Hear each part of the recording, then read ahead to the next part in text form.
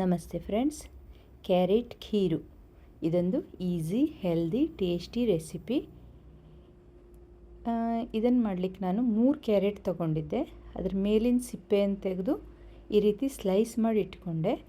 ನಂತರ ಅದಕ್ಕೆ 1 ಲೋಟ ನೀರು 1 ಲೋಟ ಹಾಲನ್ನು ಹಾಕಿ ಬೇಯಿಸಲಿಕ್ಕಿಟ್ಟೆ.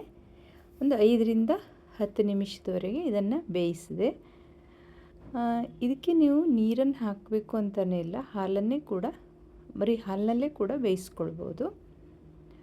ನಂತರ ಇದು 5-10 ನಿಮಿಷ ಆದಮೇಲೆ ಅದನ್ನು ಗ್ಯಾಸ್ ಆಫ್ ಮಾಡಿ ಮುಚ್ಚಿಟ್ಟೆ, ಅಂದರೆ ತಣಿಯಲು ಬಿಟ್ಟೆ ಅದನ್ನು. ನಂತರ ಅದು ತಣಿದ ಮೇಲೆ ಅದನ್ನು ಮಿಕ್ಸಿಗೆ ಹಾಕಿ ನುಣ್ಣಗೆ ಬೀಸ್ಕೊಂಡೆ. ಅದು ಮಿಕ್ಸಿಗೆ ಹಾಕಿದ ನಂತರ ಮಿಕ್ಸಿಗೆ ಹಾಕುವಾಗ ಅದಕ್ಕೆ 3 ಲವಂಗ ಹಾಗೆ ಒಂದು 5-6 ಗೋಡಂಬಿ, ನಿಮಗೆ ಎಷ್ಟು ಬೇಕೋ ಅಷ್ಟು ಹಾಕ್ಕೊಳ್ಳಿ.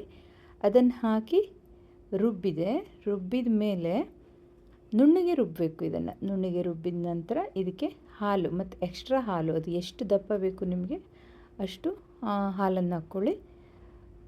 ನಂತರ ಸಕ್ಕರೆ, ಸಿಹಿ ಎಷ್ಟು ಬೇಕು ಅಷ್ಟು ಸಕ್ಕರೆಯನ್ನು ಹಾಕಿ ಇದನ್ನು ಚೆನ್ನಾಗಿ ಕೂಡಿಸಿ.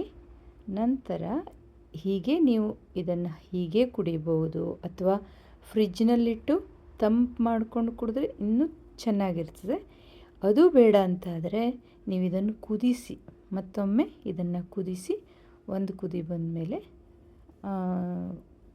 ಗ್ಯಾಸ್ ಆಫ್ ಮಾಡಿ ಆಮೇಲೆ ಇದನ್ನು ಕುಡಿಬೋದು.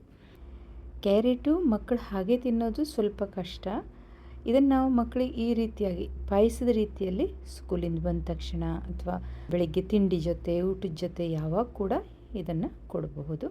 ಈಸಿ ಹೆಲ್ದಿ ಟೇಸ್ಟಿಯಾಗಿರುವ ಈ ರೆಸಿಪಿ ನಿಮಗೆ ಇಷ್ಟ ಆದರೆ ಖಂಡಿತ ಇದನ್ನು ಶೇರ್ ಮಾಡಿ, ಲೈಕ್ ಮಾಡಿ, ಸಬ್ಸ್ಕ್ರೈಬ್ ಆಗಿ. Thank you.